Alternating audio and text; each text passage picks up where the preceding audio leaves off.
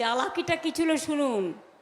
সামনে মহিলা, আগে পাশ হয়ে গেছে অলরেডি, আর পেছনে ময়লা। বঙ্গভঙ্গ, দেশভঙ্গ, 543টায় মোদি হেরে যাবে। তাই 850 সিট করে দেশ ভাঙার পরিকল্পনা ছিল, রাজ্য ভাঙার পরিকল্পনা ছিল।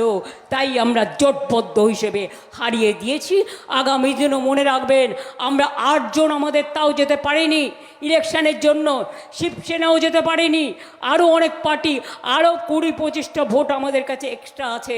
সেটা যদি প্লাস করেন আর বিজেপিরটা যদি মাইনাস করেন, আগামী দিন ওদের সরকার পড়ে যাবে, মাথায় রেখে দিন।